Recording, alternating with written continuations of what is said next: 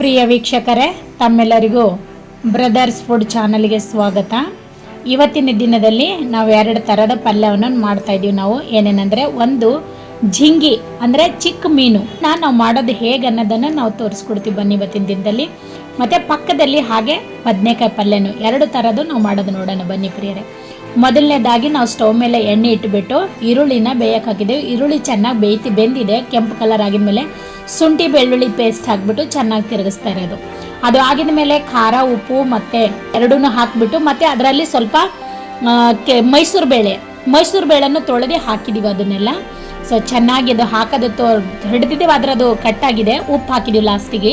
ಉಪ್ಪು ಹಾಕಿಬಿಟ್ಟು ಚೆನ್ನಾಗಿ ಮಿಕ್ಸ್ ಮಾಡ್ತಾ ಇರೋದು. ಅದು ಚೆನ್ನಾಗಿ ಮಿಕ್ಸ್ ಮಾಡ್ತೀವಿ. ಏನೇನು ಹಾಕಿದ್ದೀವಿ ಅಂದರೆ ಟೊಮೊಟ, ಈರುಳ್ಳಿ, ಬೆಳ್ಳುಳ್ಳಿ ಪೇಸ್ಟು ಮತ್ತು ಖಾರ, ಉಪ್ಪು ಹಾಕ್ಬಿಟ್ಟು ಇವಾಗ ಅದೆಲ್ಲ ಚೆನ್ನಾಗಿ ಬೆಂದಮೇಲೆ ಲಾಸ್ಟಿಗೆ ಕೊತ್ತಂಬರಿ ಸೊಪ್ಪು ಚಿಕ್ಕದಾಗಿ ಕಟ್ ಮಾಡಿ ತೊಳೆದು ಅದರೊಳಗಡೆ ಹಾಕಿ ಚೆನ್ನಾಗಿ ಮಿಕ್ಸ್ ಮಾಡ್ತಾಯಿದ್ದೆ ಪ್ರಿಯರೇ.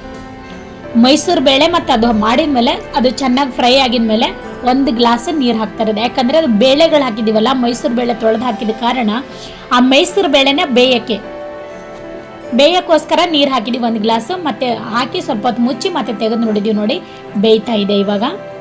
ಸೊ ಅದು ಇನ್ನೂ ಸ್ವಲ್ಪ ನೀರೆಲ್ಲ ಫುಲ್ ಅಟ್ಟಿಸ್ ಹೋಗಬೇಕು ಪ್ರಿಯರೇ. ಈ ಕಡೆ ಬಂದ್ಬಿಟ್ಟು ಬದನೆಕಾಯಿ ಪಲ್ಯಕ್ಕೆ ಇದು ಮಾಡ್ತಾಯಿದ್ದೀವಿ. ಈರುಳ್ಳಿ ಹಾಕಿ ಎಣ್ಣೆ ಹಾಕಿ ಚೆನ್ನಾಗಿ ಫ್ರೈ ಮಾಡ್ತಾಯಿದ್ದೀವಿ. ಫ್ರೈ ಆಗಿದ್ಮೇಲೆ ನೋಡೋಣ, ಇದು ಇನ್ನೊಂದು ಸಲ ತೆಗೆದು ನೋಡೋಣ. ಇನ್ನೂ ಸ್ವಲ್ಪ ನೀರಿದೆ.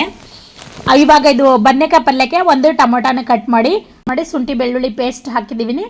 ಶುಂಠಿ ಬೆಳ್ಳುಳ್ಳಿ ಪೇಸ್ಟು ಟೊಮೊಟೊ ಹಾಕಿಬಿಟ್ಟು ನೀರು ಹಾಕ್ತಾಯಿದ್ದೀವಿ.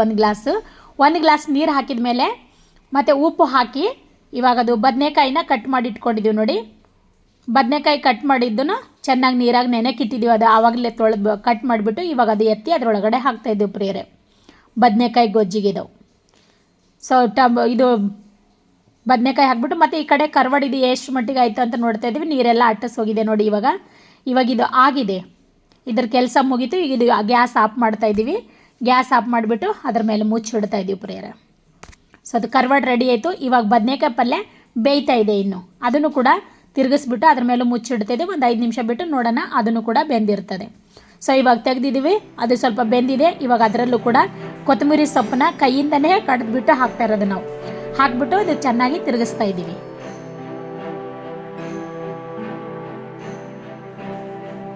ಚೆನ್ನಾಗಿ ತಿರುಗಿಸ್ತಾ ಇದನ್ನು ಸ್ವಲ್ಪ ನೀರಿದೆ, ಅದಕ್ಕೆ ಸ್ವಲ್ಪ ಮುಚ್ಚಾಕ್ತಾ ಇದ್ದೀವಿ. ಎಲ್ಲ ರೆಡಿ ಆಯಿತು ಪ್ರಿಯರೇ. ಈ ಕಡೆ ಬದನೆಕಾಯಿ ಗೊಜ್ಜು ರೆಡಿಯಾಗಿದೆ ಮತ್ತು ಈ ಕಡೆ ಕರ್ವಾಡ್ ರೆಡಿಯಾಗಿದೆ. ಅನ್ನ ಹಾಕ್ಕೊಂಡು ಟೇಸ್ಟ್ ನೋಡ್ತಿದ್ದೀವಿ. ನೋಡೋಣ ಬನ್ನಿ ಪ್ರಿಯರೇ, ನೀವು ಟೇಸ್ಟ್ ಮಾಡಿ ಹೇಗಿರ್ತದಂತೆ. ಕರ್ವಾಡ್ ಪಲ್ಯ ಮತ್ತು ಬದನೆಕಾಯಿ ಗೊಜ್ಜು ಎರಡನ್ನೂ ಕೂಡ ರೆಡಿಯಾಗಿದ್ದೇನೆ. ಅನ್ನದ ಜೊತೆ ತಿಂದು ಟೇಸ್ಟ್ ನೋಡೋಣ ಬನ್ನಿ ಪ್ರಿಯರೇ.